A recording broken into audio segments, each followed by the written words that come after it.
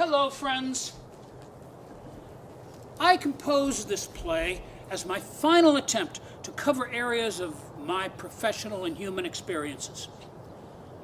I'm a retired professor of philosophy, history, government, and theology, and a human rights attorney.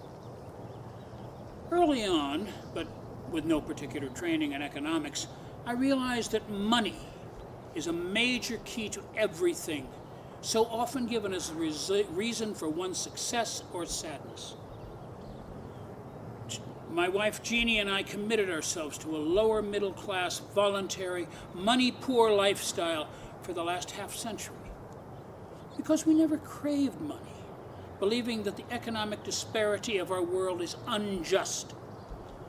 Maybe it was because for me in my younger years, I didn't do well with numbers, getting poor grades in algebra and such. When I was elected to the Virginia State Legislature, I was told by the powers that be there in the 60s that they could not support my health care bills because they cost too much, but wanted my support for a sales tax bill that was regressive and harmed the poor.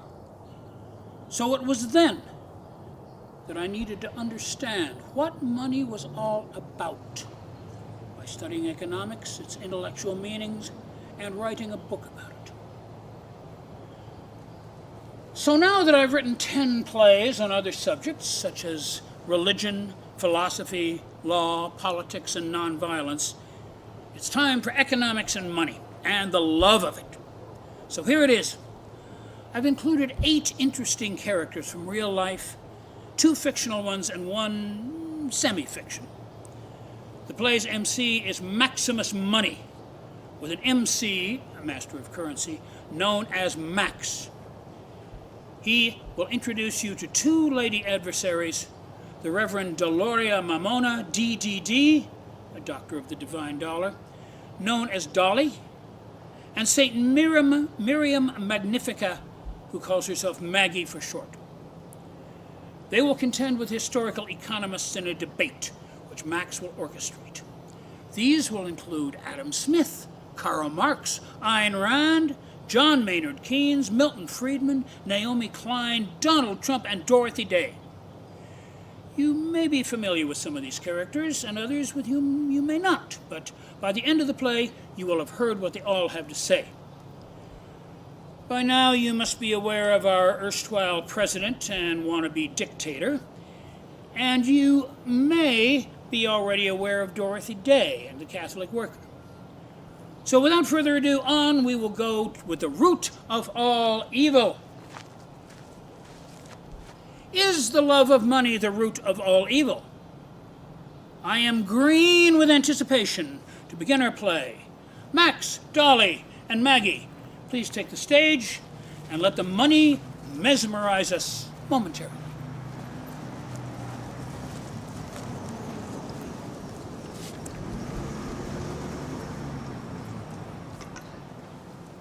I am Sir Maximus Money, and have a Master of Currency degree. I love money. I will moderate a debate on whether the love of money is the root of all evil, for since I am not, evil that is, I can surely do this with a straight face and a neutral atmosphere. You will recall that I am the author of God, Guns, and Greenbacks, and Power, Profit, and Prosperity, not to put too fine a point on it. That's profit, by the way, P-R-O-F-I-T, not profit, P-R-O-P-H-E-T. Although the two may be closely related, if the evangelical prophet, P-H-E-T, is seeking the profit of money rather than the paradise of eternity. I will not take sides. I'm as neutral as Netflix. I'm only the money moderator. But you will need me, for we have 4 different sets of adversaries who will debate for your pecuniary pleasure. The first 2 are sitting here with me, the Reverend Doloria Mamona, affectionately known as Dolly. Hello, Dolly. And Saint Miriam Magnifica, the magnificent mother of a Galilean Jewish upstart carpenter who lived a life without pennies, known as Yeshua the Penniless, and was executed for blasphemy and sedition. Unfortunately, he was in the bottom 99% instead of the top 1%, or he could have bought off his sentence if he had so desired. But enough of him and me, gracious. Oh, so humble am I. Come hither, Dolly and Maggie, and let us see how you two differ, while I, the loving moderator, your monetary mambo officiator, begin this brouhaha from colorful Colorado Springs, Colorado, at Confusion First Community College. Thanks for the invite, moderate one. I have come from afar, where I live on the islands of Melanesia. A U.S. Pacific colony between Micronesia and Macronesia. I will start right out and say that most folks, and I sense there are a number of you out there, who think they know the Hebrew Scriptures, known as the Old Testament in the Christian Bible, say that money is the root of all evil. Well, that's not true. And in the words of my favorite president, I shall call it fake news from the media, the enemy of the people. You can check for yourselves. Nowhere does it say that money is the root of all evil, but rather that the love of money is the root of all evil. There then, that's it. We can all go home. What I have just said is irrefutable and not debatable. Not so fast, Dolly, damsel. I agree with you that that is what the Bible says, but does it make any difference in the long run? That's for our debaters to say. I will now call up historical characters to begin our debate. I just love you, Dolly. Deliciously. You two ought to get some rings and marry each other. Here's what the scripture says that's factual and not fake about money and riches. My son, Yeshua the Penniless, said long ago, no one can serve two masters. He will be devoted to the one and despise the other. You cannot serve God and mammon. Furthermore, he declared, it is easier for a camel to pass through the eye of a needle than for a rich man to enter the kingdom of heaven. The love of riches bears no fruit. I rest my case. Who wants fruit anyway? We lust after the good things in life, like diamonds are a girl's best friend. Well, Dolly, you're past the girl stage. And don't forget the Magnificat, named after me at the beginning of the Gospel of Luke. That includes what I said about God. The hungry he has filled with good things, and the rich he has sent away empty. My folks are hungry for good things, and they're all rich. What you haven't got, Maggie, is what's called substantial evidence. Job was wealthy, lost it all, and God gave it all back to him so he could be rich once more. And that eye of the needle, fake news, Jesus is simply saying it's hard to get to heaven on your own. Doesn't condemn wealth at all. My wallet is a window to my soul, little sister. You ignore that St. Paul wrote, the love of money is the root of all evil. But he didn't say money is the root of all evil. Makes no difference. It's all the same. And Jesus said it all before St. Paul was even around. Let me interrupt. We've got to begin this debate with our historical guests. You two may act as advocates for each side. Anyway, Maggie, Dolly's right. I don't love money, I need money, as all of us corporate, confederate, conservative Christian capitalists do. Think of the alternatives, communism and socialism. The atheistic government lovers don't love money, they love materialism. Not like me, you see. I'm a spiritual man. Well, I'm up on that religious biblical stuff. Martin Luther said it doesn't say love in the Bible, it says avarice. And Tyndale, who wrote the first English Bible, translated it covetousness. Money isn't good or evil, it's a medium of exchange. Just like guns are an exchange between two people, and one of them getting a bullet. But that doesn't mean the gun is evil, and neither is money. On that fake quote about the needle, it was just put in there to make rich and wealthy people feel guilty. Well, Yeshua had no time for a prosperity gospel. And Old Testament Israel cared more for the poor than you do. Unfortunately, a lot of poor people were slaves, and the slave owner maximized his profits just as your ancestors did in the American Confederacy. Why don't you educate yourself? Read Uncle Tom's Cabin. Free labor maximized money, and the powerful came down on the poor slaves. Money was loved because it allowed all this injustice to benefit the white elite. Enough of this, or I'll call in Freud and have you both committed for hysteria. Oh, the hell you say. Enough out of you, Mr. Modern Adam of the Garden of Eden. Give her an apple, Max. Please subside, sisters. It's time to listen to our historical characters and what they have to say about love, money, and economics. I call as my first witness the greatest money man of all time, Adam Smith.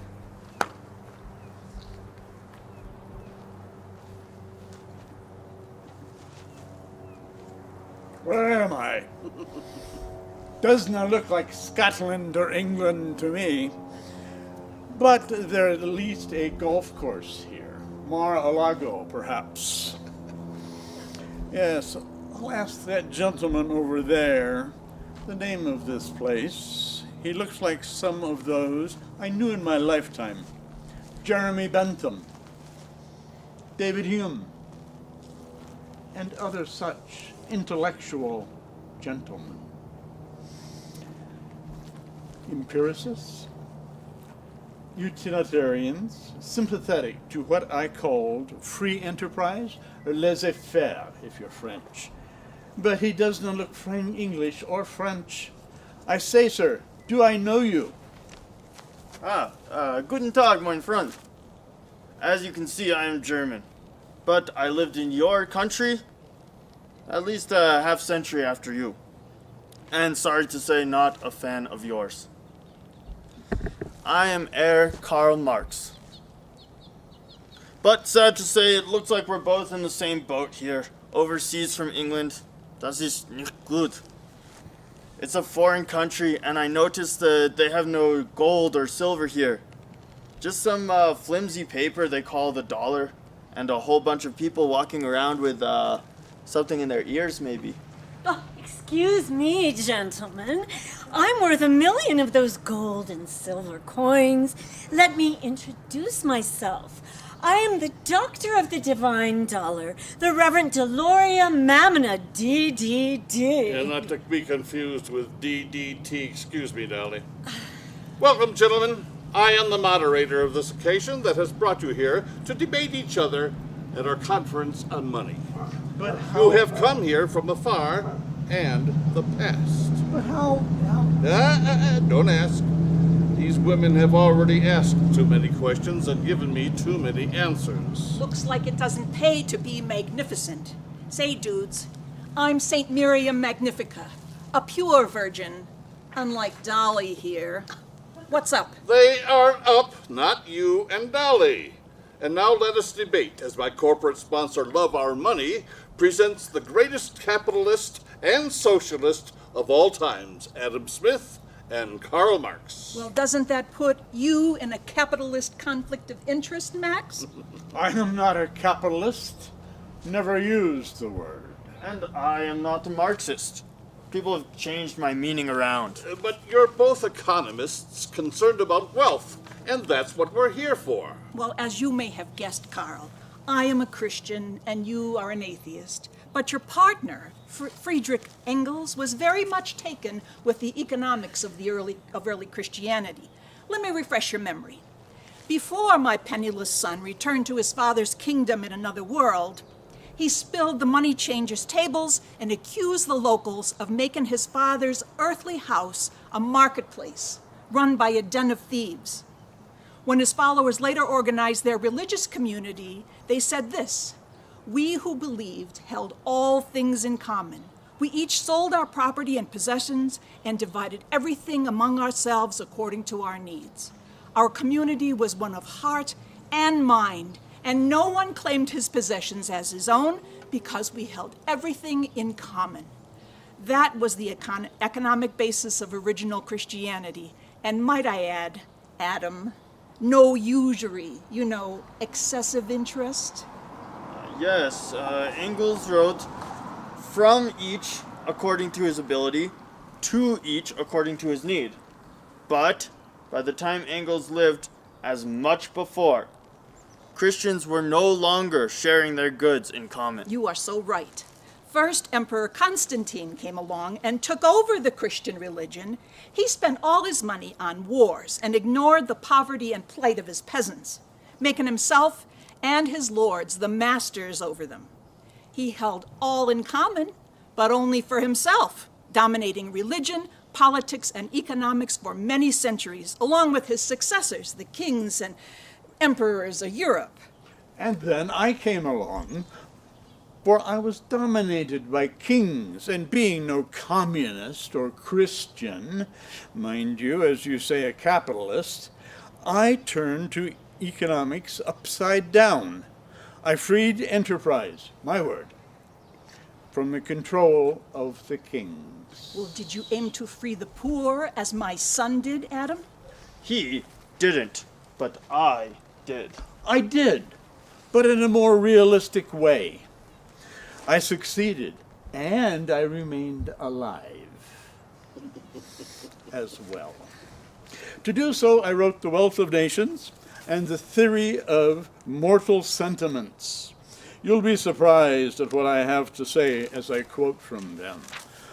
No society can surely be flourishing and happy of which the greater part of its members are poor and miserable.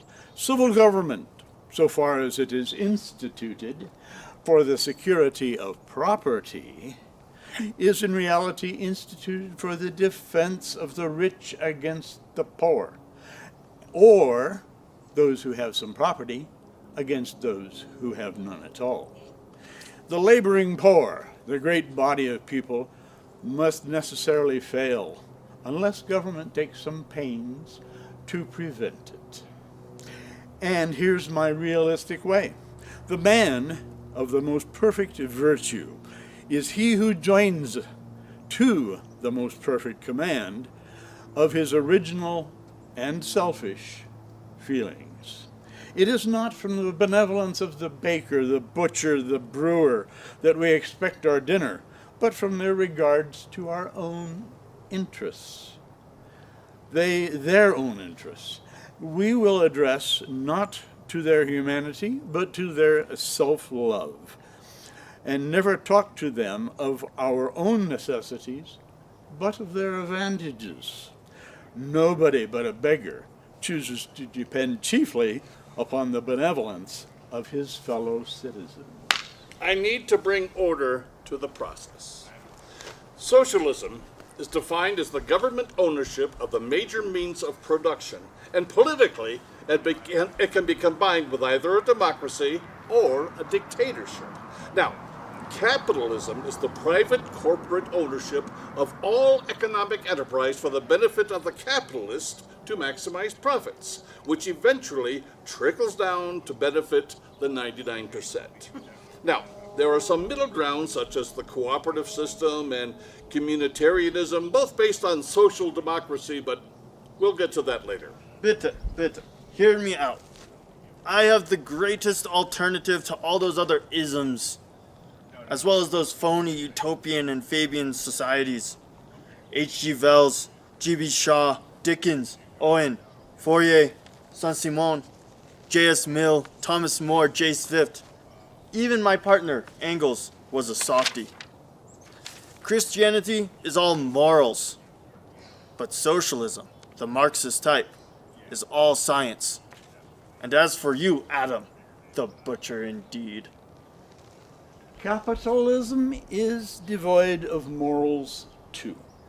I was against monopolies and corporations, and for everybody's self-interests. Money is only a means, not an end for me. If everyone was for their own self-interest, then all would be against all. Isn't that true? I don't love money either. I love my ideology. Well, getting back to you, Adam, Kenneth Lux wrote a book entitled Adam Smith's Mistake: How a Moral Philosopher Invented Economics and Ended Morality. I agree with Marx on scientific and Smith on natural. Economics is scientific, objective, and amoral, as Ayn Rand said. No need for morality, which is full of emotion and subjectivity. Order, order, law, and order. Let the Germans speak. Can't hurt. Communism is dead now anyway. Danke, Sir Max. You heard Adam predict that if each individual is motivated by his own self-interest, then everyone will in the end benefit. For self-interest and competition will result in better, cheaper products. Consumers, workers, employees, peasants, serfs will all be better off. But it didn't happen. Monopolies, corporations, demagogues, they took over, and the kings of England were replaced by the kings of commerce. Only the names changed, but in the end, the bottom 99% were still ruled by the top 1%. But in my type of Marxist economics, all will be equal. Christians should love it, but the conservative ones love money more. Wrong, Herr Karl. It was your idea that the poor worker would justly and violently overthrow their kings and lords and take over their places temporarily with the dictatorship of the proletariat, after which the state and governments would wither away and everyone would be happy ever after. That didn't happen either, did it, Marxy? Well, the Soviet Union did set up the dictatorship of the proletariat, and the proletariat became the new lords in their government that didn't wither away, because there was never any real equality. And it's the same case with capitalism. Conservatives claim that the governments are only necessary to take care of foreign enemies and domestic criminals. The economic system regulates itself by an invisible hand, but that doesn't happen either. Well, what's our choice? You'll hear later that cooperativism will have employers and employees sharing in the power and the profits, and the communitarianism of the Catholic worker sort, espousing grassroots Fabian, utopian type of capitalism or socialism. Watch out, or the end result will be something like Mussolini's corporatism, better known as state capitalism, where the government is all powerful. Come to think of it, the good part is that capitalism in that system was preferred over socialism in Russia. What I want is the government off our backs and let the capitalists become the new king. Adam, your time is up, and so is yours, Carl. In my neutral way, I declare Adam Smith the winner. Carl, all you got left of so-called communism is Korea, Trump's lovey buddy. The world has chosen big business as its savior, Maggie, and as for equality, it has rejected shared socialism in favor of individual profits. So now, let us move on to our next foray, swiftly forward with Ayn Rand, my favorite, and John Maynard Keynes, that big liberal who will debate each other covering roughly the first half of the 20th century, leaving behind the 18th and the 19th. Hocus pocus, and here they are. Hello, Max. Actually, I've never been gone. My books are still bestsellers. Politicians name themselves after me, and sexuality is practiced the way I said it should be, and as I did. I don't love money first. I love me first. As for capitalism, get off it, Adam. You started it, and it became much more than you anticipated.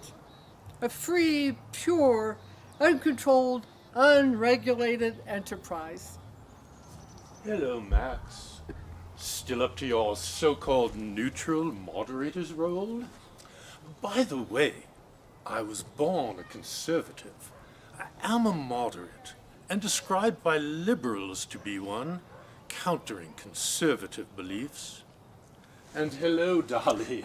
It's nice to have you back where you belong. Ayn Rand, you preach that selfishness is the highest morality. You're full of fake news. Economics is immoral, not a natural science, as Adam says, or a scientific one a la Marx. I believe economists should recognize a moral and philosophical economic base, not a selfish and sexual one. I define selfishness as simply a concern for one's own self-interest. It's not ethical egoism, so-called, as Adam taught that the means of individual self-interest result in the end of community interest. Frack that. It's only human that we strive for our individual self as a means and an end. Selfishness is the self that gets all, and the survival of the fittest wins. Mirror, mirror on the wall, who's the fittest of them all? You're looking at her, y'all. Don't mind me if I don't, Ayn. Community interest, the common good, just as in religion and politics, should be the aim of a humane, ethical economic system. The interest of all should motivate it toward the common good, the proper end of economics, and that is where the love should be. All society, not just capitalists, but mathematicians, statesmen, philosophers, historians, should all be engaged in the common effort to make it work.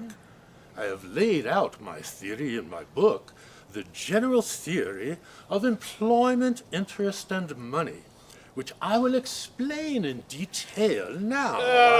Lighten up, Maynard. You're never any fun anyway.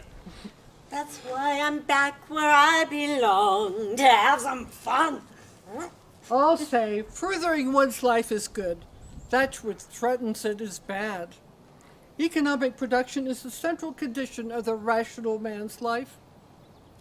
Reason is his guide, pride the result. I'm proud of me. Selfishness is a virtue, and I am the virtual epitome of it. Wouldn't you say? Ugh. Get out of town, Dolly. You don't belong. And take your girlfriend, Random Ayn, with you. Shame on you women. No religion. Religion? Bah, humbug. Marx and I agree only on one thing. Religion is the opium of the masses. Only the most intelligent of us are geniuses and atheists at the same time. And I am the most intelligent of all the atheists. Even more so than Nietzsche. Some of my best friends are atheists, loving, just, considerate human beings, and not your kind. But we are far from our subject. Capitalism can foster greed, but it doesn't have to. I want to tell you that my economic theory has been put into practice and has worked, which says that in times of depression, the best way to get out of it is not austerity, but activity. Spending money by the government, as Roosevelt did, to relieve the failures of capitalist boom and bust, absent any preventive regulations. I call my economics Keynesian. I'm keen on it. Well, it's not so keen, so I ran away from it. Good pun, no? It's true that if you reject me, you also reject the world's dominant economic system. I've been honored with prizes and awards. My life has been a tea party. Down with equality.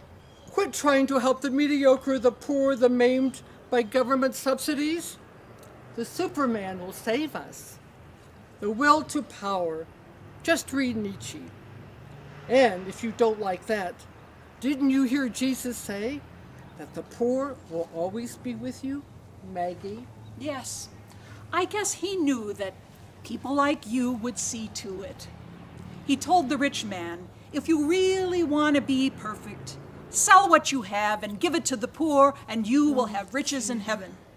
God told my son to bring glad tidings to the poor, woe to the rich. And, my dear Miss Rand, your stuff is more suited for current social media. Instagram, Facebook, Twitter, etc. My economics is such that it takes into consideration full employment, balance of payments, international trade, and economic development, so that the huge disparity of inequality of rich and poor is prevented. I might say that if the 21st century reinstated Keynesian economics, the world would be far better off. There's more love for humanity in my ethics than the love of money and what it can do for the select few that now prevails. Which reminds me of my own unloving economic class status in the past. Britain had what they called aristocrats and riffraff, and Germany in the 30s had a Hitlerian power elite.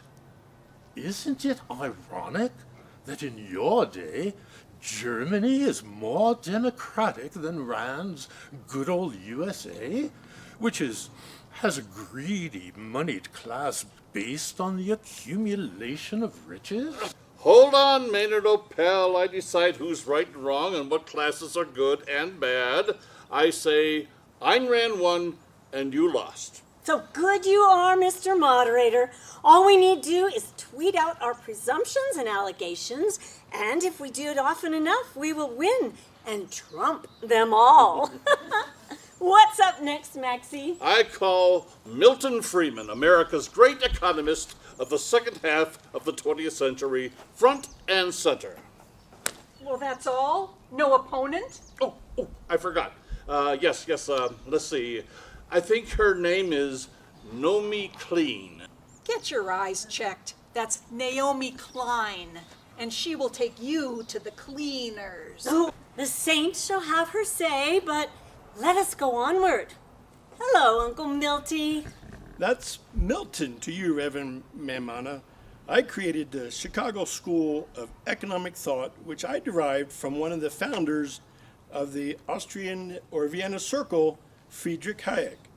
He wrote the famous Road to Serfdom, condemning communism and fascism in favor of capitalism in 1944, when the first two were dead anyway. That is until fascism was reborn in your America today. The University of Chicago published it. It was Ludwig van Mises who influenced Hayek, who then formed the economics that was used to succeed Keynesian. Wow. Ludwig von Mises went to school with Adolf Hitler and welcomed his homeland, Austria, into Hitler's Germany in 1938. Nice mentors. No, saintly sister, love your enemy 70 times 7. That's what your naive son Yeshua preached, but it doesn't work. Social democracy loves its neighbor, but depends on its government. Hayek hated all governments, and Hitler liked only one type, his dictatorship, just like Trump today. Let's get back to our objective, neutral debate, which is limited only to facts, not fakeness. Professor Friedman will proceed, and the rest of you will clam up. My theory is called monetarism for monetary, for money. Read my books, Capitalism and Freedom, and A Monetary History of the United States. The subject of this debate, that the love of money is the root of all evil, is a logical fallacy. It begs the question that is not the issue to be debated. Why capitalism is the best economic system should be the subject of this debate. But again, it's irrefutable, not debatable, that is. It goes beyond Christianity, beyond democracy, socialism, communism, Marxism, or any other ideology. Money is the root, but not of all evil. It's the means to an end. It helps us to entice those who are without it to love to get it. I see. It is, in a capitalist society, the foremost means to power for that elite that then use it for their own enrichment. You forget the right means, which is of the people, by the people, for the people. Paraphrasing Lincoln. Am I part of this debate or not? Naomi Klein here. But how I got here, I don't know, even though I'm not dead yet and I'm still in the good old USA. Go ahead, Ms. Clean. Jewish, aren't you? A woman and somewhat white. Well, 1 out of 3 ain't bad. Watch it, Pinhead. I'm getting tired of your female prejudice. Women of the world unite behind Sarah Huckabee Sanders. There they go again. Can't get a word in edgewise. It is well known that the Chicago School propagandizes the economic philosophy of positivism, taking the position that morality is irrelevant to economics. That means whether people are unequal or poor and others rich and privileged cannot be the result of economic immorality. According to our erstwhile playwright, a wannabe economist with a degree in everything else but, and I quote, a unified, intrusive, economic, political, military, civil liberties, and social services destroying process results in a deregulated, privatized outsourcing, corporatist power with excessive governmental executive elitism. Yeah, I'd like to meet him. He's got more modifiers in one sentence than anyone I know. Don't worry, you will at the end of this fracas. Friedman applied his free market theories and practices to both domestic and international endeavors, using less powerful nations and persons as his targets. His scheme was to allow those in debt, whether persons or nations, to be granted big loans with high interest that they could not pay back, thus ultimately coming under domination of those exercising his predator economics. Very shrewd, less costly than military wars to take over nations.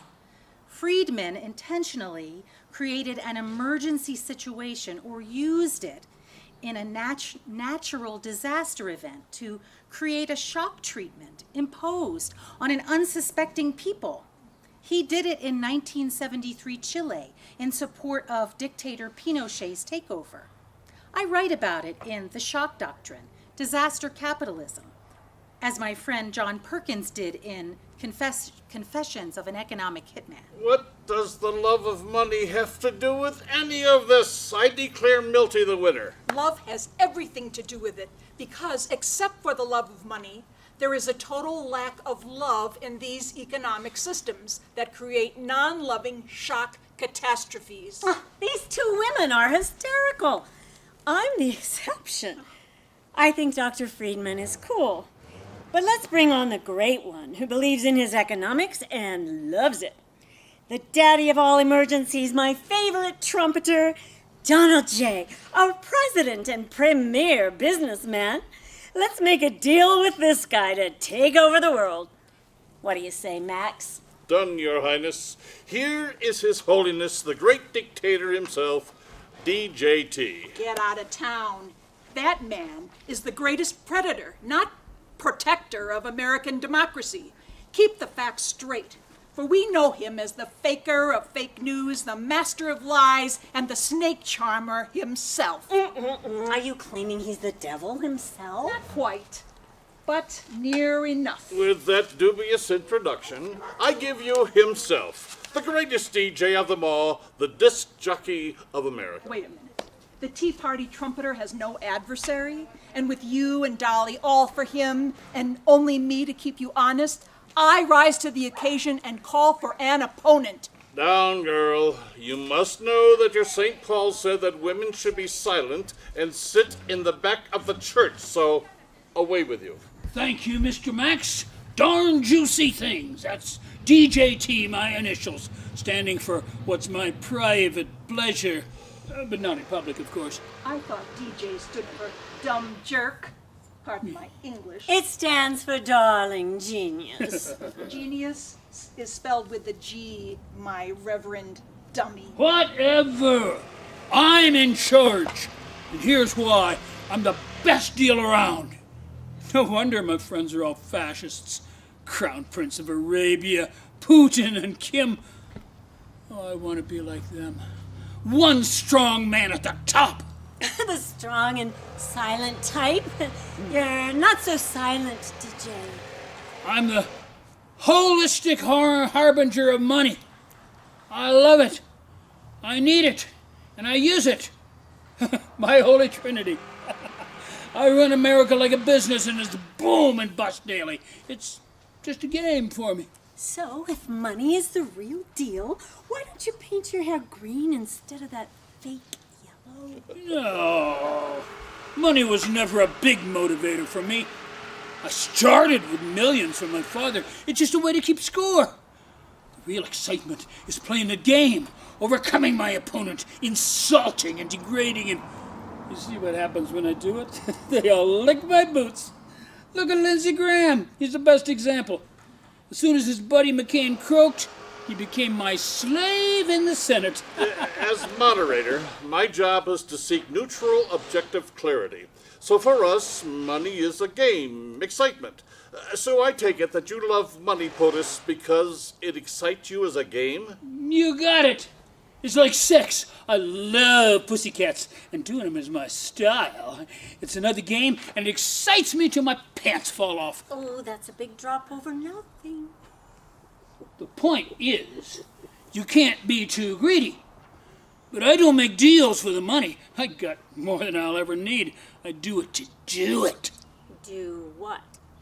Come here, Reverend Dollar, and I'll show you. Don't change the subject, POTUS. Listen up, everybody. Getting rich is easy. Staying rich is harder. That's why I do it. The greedy way for me to stay number one. I fly Air Force One, don't I? Therefore, I am who I am. Number one, and intend to stay that way. Well, I'll ignore your claim to be God. If you have more than you need, why don't you give your excess to the poor and the needy? Because they don't deserve it. My evangelical and conservative friends warned me about falling for this liberal, Jewish, and Christian knee-jerk love of neighbor. Look what it got Jesus. Dead on wood. It's time we got an opponent in here. So with my saintly power, I'm bringing up a hero of mine, Dorothy Day, of the Catholic Worker Movement. You can't do that. I'm in charge here. Hold your horses. I'm not debating a has-been songstress. It's Dorothy Day, dummy, not Doris. Wait a minute. I never heard of Dorothy Day. Is she dead too? Well, live or dead makes no difference to me. Bring her on. Okay. I won't pull executive privilege or absolute immunity on her. I only do that with live people. I can be ain't stiff, can't I? Watch out, big guy. She's up for a saint, and that could put a sinner like you in some slime. And I'm beginning to not like the way you treat women. Hello, Dottie. Tell us about your Catholic worker. Sweet Miriam, mother of my Savior. Why, I'm not from here. I'm a New Yorker through and through. Well, you'll be easy pickings. I'm a New Yorker, too. Tell me, Miss Day, how about a night on the town with me? I love Catholics, and I'm a quick worker. I know all about you, Donald, and I'll pass up your offer. But I don't know about you. Are you worth $1 million? Well, let me talk, and you be the judge. Your turn, Miss Day, but keep it short. I've already decided who's the winner. Oh, I know what you want, Max, to be the next Attorney General, since you're so unqualified. Peter Marin and I formed the Catholic Worker Movement in 1933 as an alternative to the Daily Worker and the Communist Party, and we published our own paper, The Catholic Worker. We formed an intentional community based on Christian, religious, political, and economic beliefs and witnessed to the world of love and peace and sharing without money. Well, I don't like commies either. I don't like anybody unless they help me maximize profits, make America first and supremely white with sexual amusement, oil, gas, and coal pollution, and gun worship besides. Besides, I love dictators, particularly the Russian, Chinese, and North Korean type. Are you for real, or are you just Putin's robot? And about your gun worship, the great Greek Homer, 2,800 years ago, wrote, "The blade itself incites to deeds of violence." Today, that means guns kill people in the hands of those who would use them on their fellow human beings. Down, Mama. Remember to love your enemy. Yeah, I get it. Tough love. That's it. Well, Mr. Trump, it seems my values are the antithesis of yours and your list. Here's ours: to help the poor, oppressed, and homeless through the works of mercy, providing shelter in houses of hospitality, nourishment in soup kitchens. We clothed the naked, visited prisons, and held round-table discussions of what true love, justice, and mercy are like. Did you turn people away at your borders? On the door of your hospitality house, as we do on ours? Never was anyone turned away, much less for race, creed, gender, or any ism. We created Catholic worker farms as a place of work and respite. We refused to pay taxes for war and witnessed to what we believed until we were thrown into prisons. Our paper was only a penny a copy. A penny a copy? That's no way to do the deal. You need to read my book on how to bully your way to economic wealth. I don't visit prisons, even though all my friends are in them. No way, Donald J. We follow communitarianism and cooperativism, not corporatism. The commies are gone now, but the Catholic worker hospitality houses and movement are all over the country. And by the way, we're not incorporated because the privileges come at the heavy price of governmental domination. My philosophy is pragmatic, not principled. Do whatever works for you. Just don't get caught. Remember, the Constitution says I can do anything that I want. And that's just what you're doing. Our philosophy is a principled one. Do what works for everyone and get caught doing it through our witness, which is open and transparent, no matter where it leads. And sometimes that's jail. Ugh, that's the last place to go. Not productive. And neither is your crazy religious economy. No matter. I've always been a winner because my following is composed of far-right Christians. I call them fricks. They support other parts of my base. Militarists, Confederates, and conservative corporations. We rule America by keeping it white and blocking out immigrants. Oh, I love America first, not money. I'm the saint, not you, Daddy. Our values are diametrically opposite. As your evangelical far-right Christians may have told you, we follow Jesus and his gospel. Each individual is valued as equal in the eyes of God and in our own eyes as well. You might take heed to check out the Declaration of Independence and Thomas Jefferson's words that inspired the American republic that you now represent, thanks to the Electoral College. We live in what is called voluntary poverty, a simple life, freeing us from excessive comforts and at a greater savings of money. We practice pacifist lifestyle and refuse to employ violence as a medium of change or in our own defense. Voluntary. Poverty is bad enough when it's involuntary. Bring in the nut wagon. No nuts about it. Private and state capitalism bring about the unjust distribution of wealth caused by Adam Smith's self-interest and Ayn Rand's virtue of selfishness, as the few profit and the rest are punished. Usury used to be a huge sin in the early church. We work to free oppression. Well, I'm oppressed by what you preach. If you could see my taxes, you'd know how much profit I make, charging an exorbitant interest that is nonetheless legal. Where can we get your taxes so that we can see them? They're probably hidden in Cleopatra's tomb, if you can find that. By the way, Dottie, I am the Reverend of the Reactionaries, but I admire your idealism. You don't really think that nonviolence works, do you? Be realistic. Whether everything we do is effective or not is irrelevant to the rightness of our doing it. The early Christians were first called the Way, and so we advocate the fairest values that can become a part of a just economic system based on love thy neighbor, not money. Shared ownership by employees and employers as the means of production is a holier way. The more in common the system is, the more people benefit by it. Americans are very holy, politically and religiously, too. It's called civil religion. That's because it's civil, right?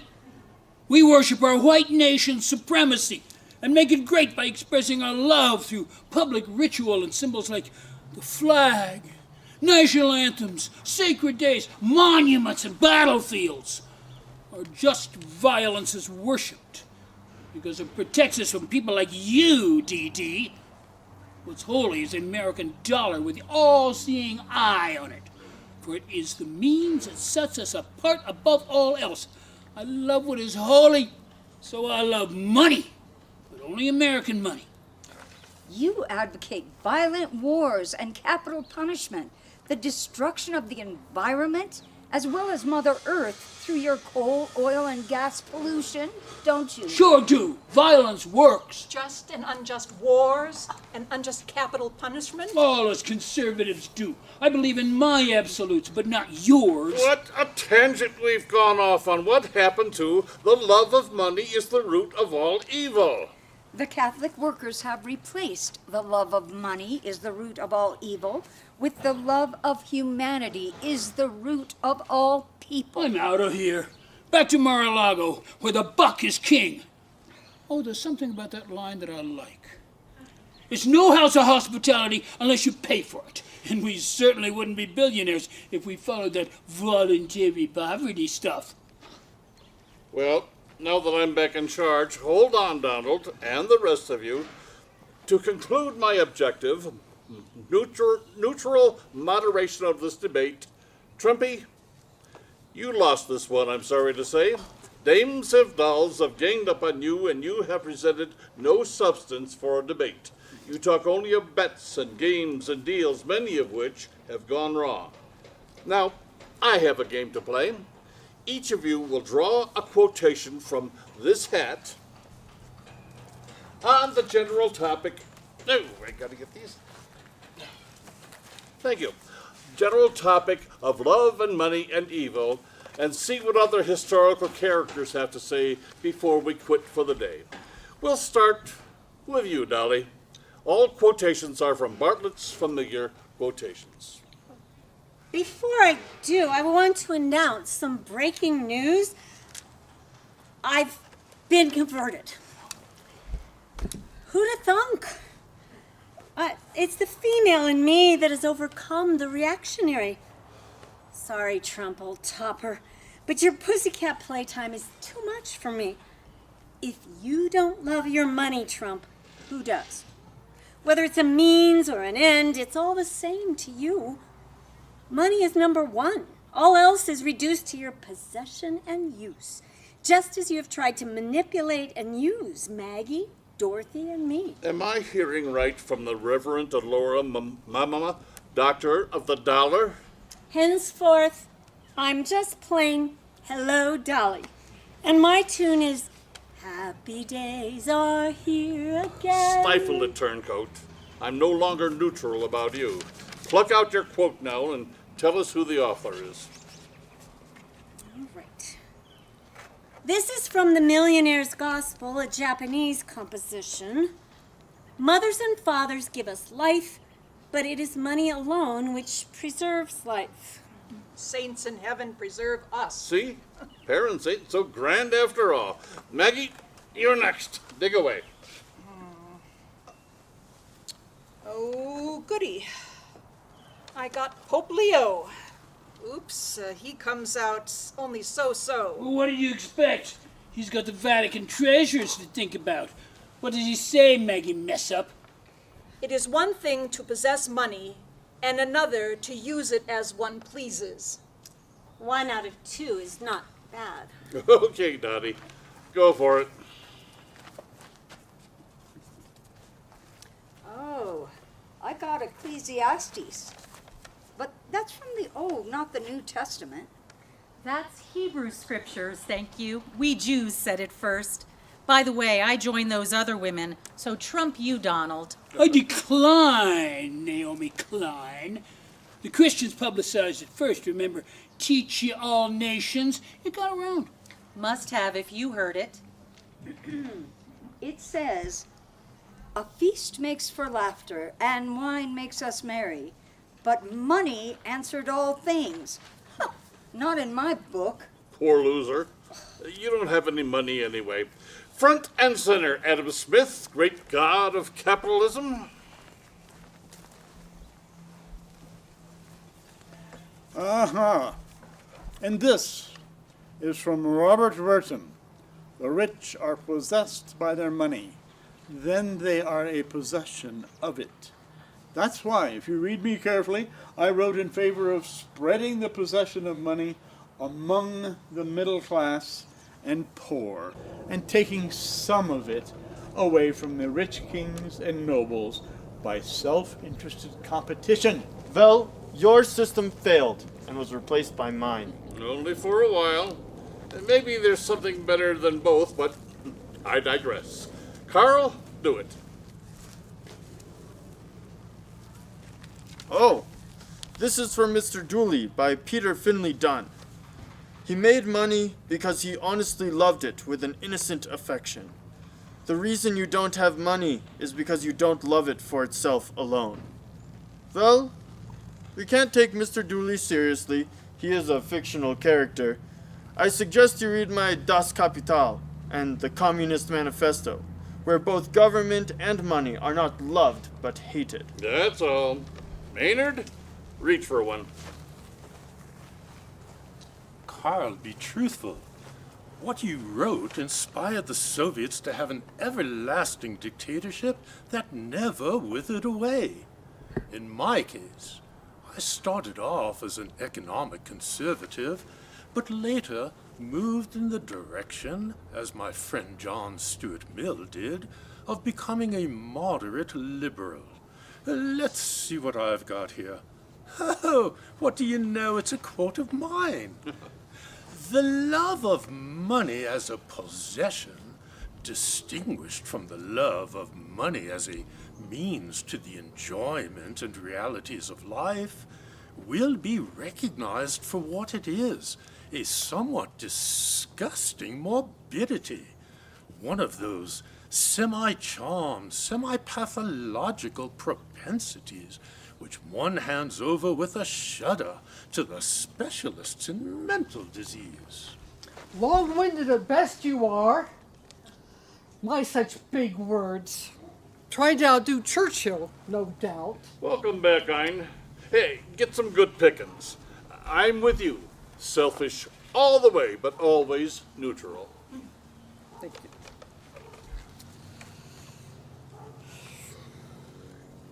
Here's mine.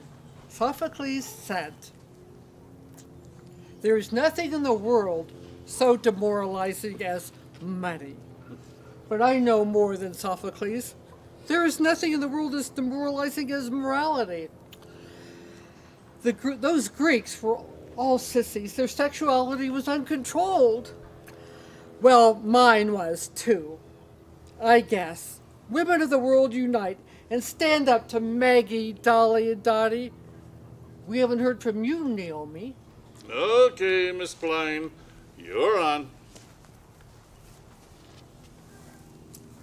I'm with the women you named, Miss Rand. Your selfishness would put us back to the state of nature dominated by bullies like Trump. I have 2 quotes here. The first one is found in both Maxims and Ecclesiastes. A good reputation, good name, is more valuable than money or riches. The second one is from Ogden Nash. Money, money, money. I'm not one of those that think you holy. Neither am I, and I'm not holy either. Just shocked. Miss Klein, you cheated.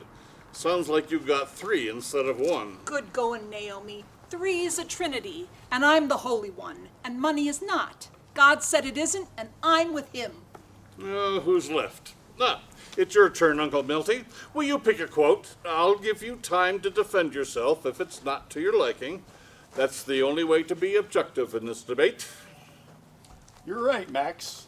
And it's Ralph Emerson I picked, one of those liberals. He wrote, "Money, which is hardly spoken of without an apology, is, in its effects and laws, as beautiful as roses." Well, that's not half bad. You're nothing but a monetarist, and not beautiful either. And that quote is taken out of context.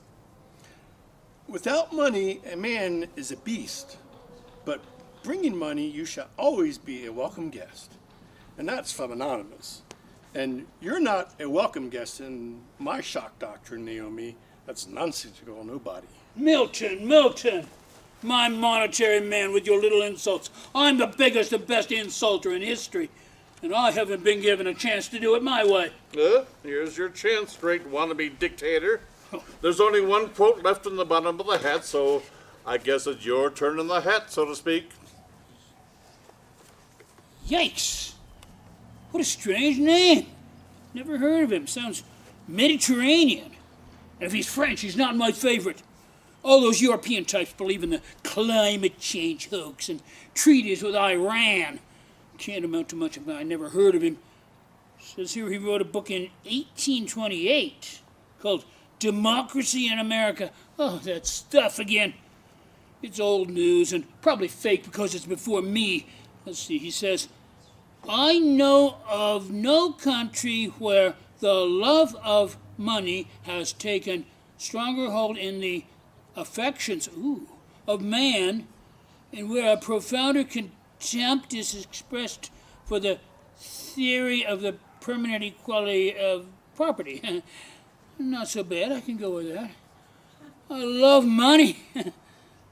By the way, I follow everything my gut tells me to do. Talk about affection. My base loves me. The straight way, not the queer one, you understand. And of course, I hold in contempt equality of any kind. My America, 'tis of thee, sweet land of trumpety, of thee, meaning me, I sing. Donnie has trouble pronouncing foreign names. Let me see.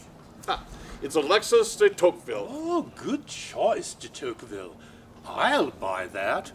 Not with Trump's money, but with my economics. Ethical, just, and workable. We don't need to love money. We don't even need to like it. We need to make it and use it for the benefit of all. Otherwise, there will be the demise of democracy in America from this time on. America's choice is between a neo-fascist party and a neo-democratic party, in my opinion. What do you say, Americans?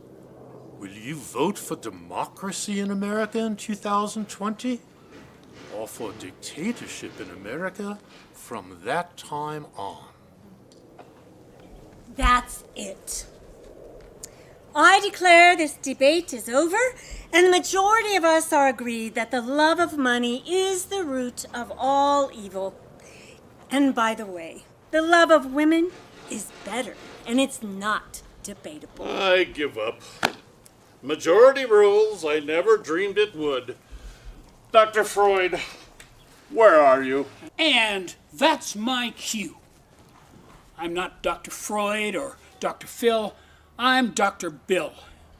But Dr. Mary Trump, Donald's niece, has diagnosed him as a narcissist psychopath. And during our current COVID-19 pandemic, Trump's love of money has caused him to consider his economic success more important than the health of the Americans he is supposed to represent. And now, our cast. I am Robert Tiffany, and I was Sir Maximus Money, your magnificently melodious moderator.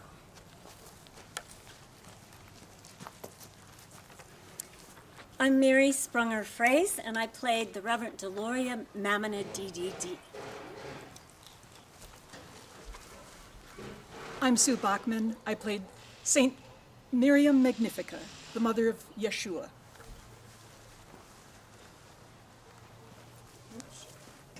I'm Heidi Cooper, and I played Naomi Klein, author and activist.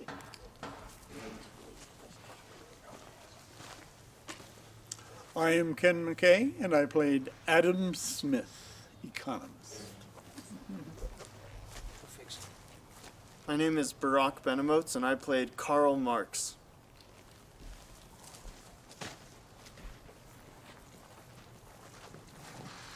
My name is Fred Martin, and I played Milton Friedman. I am Judith McKay, and I played Ayn Rand. I am Ira Greenberg, and I played John Maynard Keynes. I'm Terry McClintock, and it was my honor to play Dorothy Day. I am Richard Buchanan. I am doing my second and I hope final appearance as Donald Trump. And at the moment, I am also doing Bill Durland's lines, inasmuch as he is not able to be here today. And so I am speaking for the writer of this play. I would like to give my thanks to the cast, to Kathy Paradise for her hospitality, and for Rick Zarodnik for his work as our videographer. And now, to finish up, I will conclude with the last paragraph of Bill's writing. Election Day, November 3rd, will be a reckoning in order to restore the rule of law and the pursuit of justice. We will form a more perfect union and put an end to Trump's wannabe Confederate dictatorship. Finally, I wish to recognize our wonderful Readers Theater players and all of you out there online, where the love of humanity is the root of all people.